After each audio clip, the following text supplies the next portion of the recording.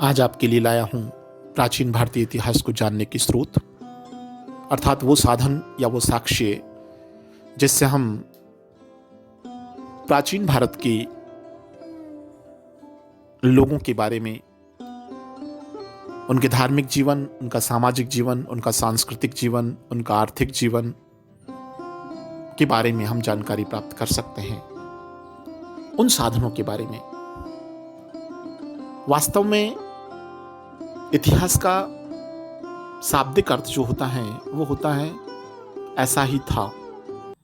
अर्थात हम इतिहास में उन घटनाओं को, उन व्यक्तित्वों को या उस स्थान को शामिल करते हैं जिन्होंने अपने काल विशेष में व्यापक रूप से आम लोगों को प्रभावित किया हो, यानी उसका व्यापक प्रभाव पड़ा हो, चाहे वो घटना हो, चाहे वो व्यक्तित्व हो या फिर वो स्थान विशेष हो। उसे हम इतिहास की श्रेणी में लेते हैं और वही इतिहास बनता है। किसी भी व्यक्ति, समाज या देश से संबंधित महत्वपूर्ण, विशिष्ट व सार्वजनिक क्षेत्र की घटनाओं, तथ्यों आदि का कालक्रमिक विवरण इतिहास कहलाता है। इतिहास को जानने के जो स्रोत हैं, उन स्रोतों को मूल रूप में 3 भागों में विभाजित कर सकते हैं अध्ययन की दृष्टि से। प्रथम, पुरातात्विक स्रोत। पुरातात्विक स्रोतों को अलग अलग 4 भागों में विभाजित करते हैं। प्रथम अभिलेख, दूसरा सिक्के, तीसरा स्मारक और इमारतें और चौथा पुरावशेष। दूसरा जो सोर्स है, जो स्रोत हैं, वो है साहित्यिक स्रोत। साहित्यिक स्रोतों को अलग अलग 2 भागों में विभाजित करते हैं, धार्मिक साहित्य और धर्मेत्तर साहित्य। यानी धर्म से हटकर जो कुछ लिखा गया जिससे हमें प्राचीन भारत के इतिहास को जानने में मदद मिलती है, वो धर्मेत्तर साहित्य के अंतर्गत आता है।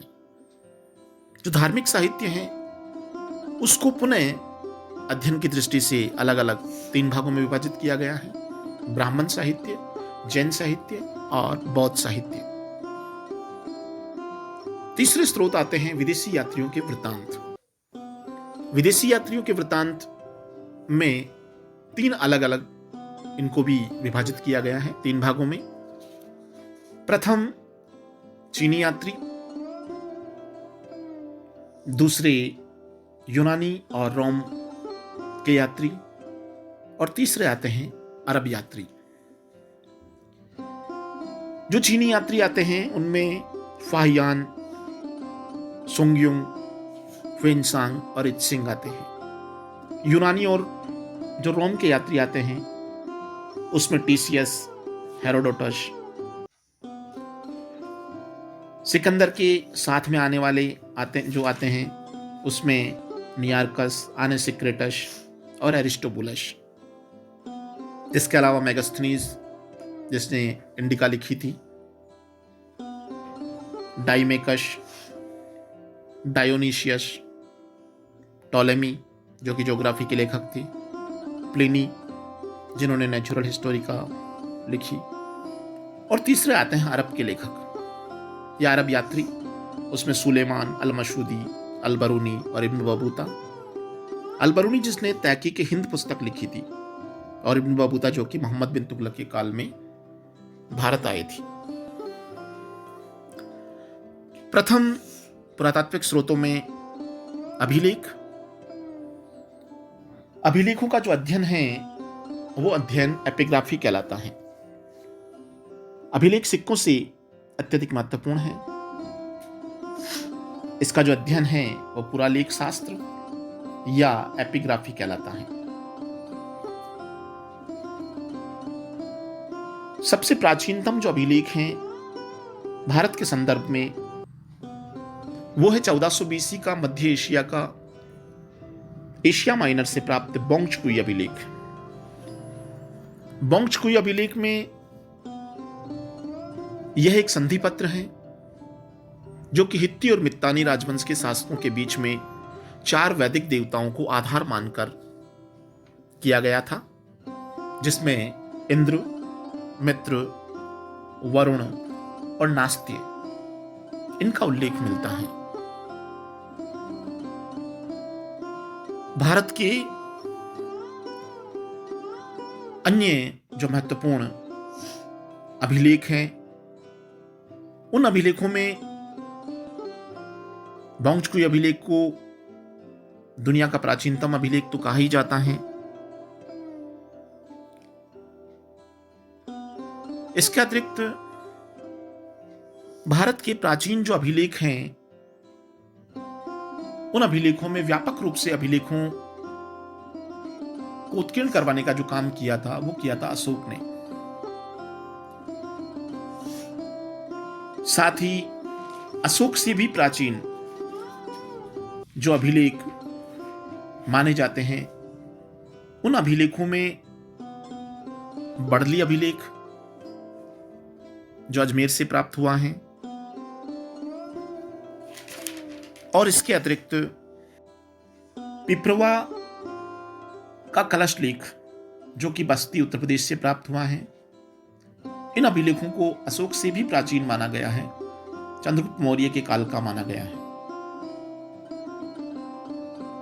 साथ ही शाहगौरा और महास्थान का अभिलेख, रुद्रदामन का जूनागढ़ अभिलेख जो कि संस्कृत भाषा का सबसे बड़ा अभिलेख है, जिसे प्रथम संस्कृत अभिलेख भी कहा जाता है।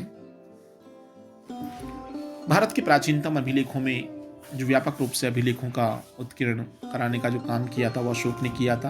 अशोक के अभिलेखों को सर्वप्रथम 1837 में जेम्स प्रिंसेप ने पढ़ा था।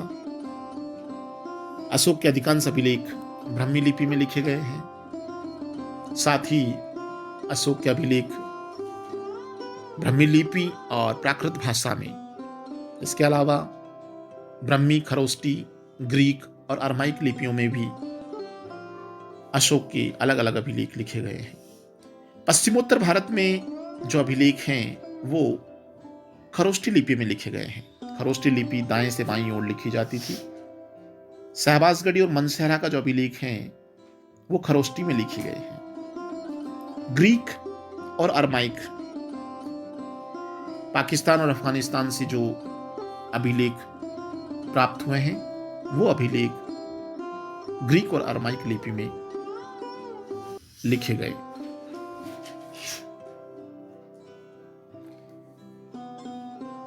इसके अतिरिक्त 4 अभिलेख जिनमें अशोक के नाम का उल्लेख मिलता है, मास्की, गुर्जरा, निट्ठूर और उद्गोलन। भारत में सबसे ज्यादा जो अभिलेख हैं वो कर्नाटक राज्य के मैसूर से प्राप्त हुए हैं। वास्तव में जो अशोक था, यह अभिलेख लिखने की जो परंपरा है वो ईरानी सम्राट दारा द्वारा सिंधु नदी पर अधिकार करने का जो पता जिस अभिलेख से चलता है वो है पर्सिपोलिस, नक्शरुस्तम और बहिस्तून अभिलेख, जिससे हमें ईरानी सम्राट दारा द्वारा सिंधु नदी पर अधिकार करने का पता लगता है। अशोक के बाकी शेष अभिलेखों में देवानाम प्रिय का नाम मिलता है। अशोक नाम उन्हीं 4 अभिलेखों में मिला है, मास्की, गुर्जरा, निट्ठूर और उद्गोलन। मास्की जो कि रायचूर जिले आंध्र प्रदेश में अभिलेख प्राप्त हुआ है, गुर्जरा दतिया जिले में मध्य प्रदेश से प्राप्त हुआ है। कौसाम्बी तथा प्रयाग स्तंभों में अशोक की रानी कारुवाकी के द्वारा दिए गए दान का उल्लेख है, जिसे रानी का अभिलेख भी कहा जाता है। तक्षशिला व लग्मान के अभिलेख जिन्हें अरमाइक लिपि में लिखा गया था, ये द्विभाषीय लेख हैं, जैसे ग्रीक और अरमाइक लिपि में लिखा गया। कंधार से प्राप्त सारे कोहना का जो अभिलेख हैं, द्विभाषी लेख जिसमें ग्रीक और अरमाइक लिपि में लिखे गए हैं वो कंधार का सारे कोहना अभिलेख है।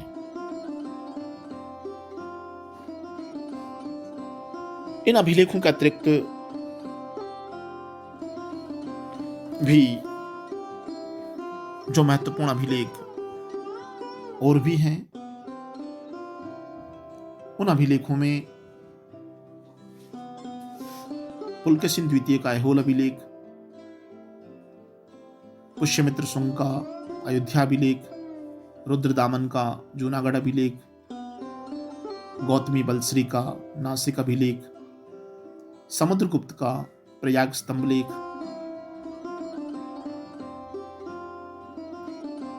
यशोवर्मा जो कि मालवा का शासक था उसका मंदसूर अभिलेख, भोज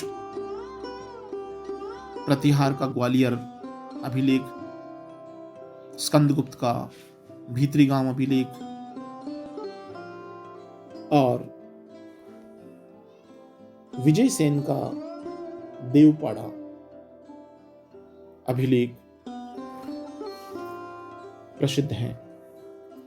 इसके अलावा कुछ स्तंभलेख हैं, वो भी हमें प्राचीन भारत के इतिहास के बारे में जानकारी प्रदान करते हैं।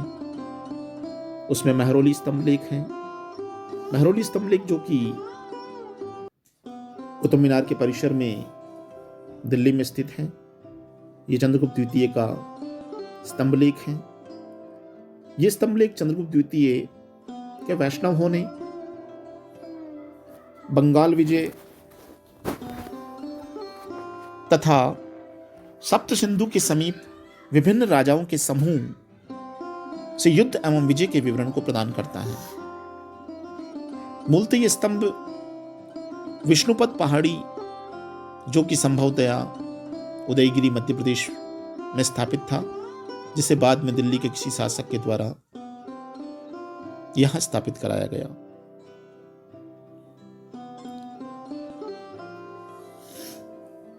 भरूच बौद्ध स्तंभलेख है।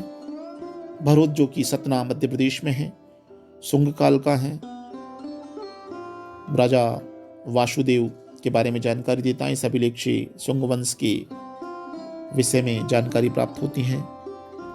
मथुरा स्तंभलेख, यह भी मथुरा उत्तर प्रदेश से प्राप्त हुआ है। चंद्रगुप्त द्वितीय का स्तंभलेख है। यह प्रथम गुप्त अभिलेख है। इसमें गुप्त संवत का प्रथम वर्ष वर्णित है। इस स्तंभ द्वारा वैष्णव धर्म के अनुयायी गुप्त सम्राट की धार्मिक सहिष्णुता पर प्रकाश पड़ता है। इसमें माहेश्वर समुदाय की उदिताचार्य का वर्णन है। अन्य स्तंभलेखों में ऐरण स्तंभलेख जो कि भानुगुप्त का ऐरण अभिलेख 510 का, जिससे सती प्रथा का प्रथम उल्लेख मिलता है। विलसट स्तंभलेख जो कि कुमारगुप्त प्रथम का है। इस अभिलेख में कुमारगुप्त तक के गुप्त शासकों का वर्णन मिलता है।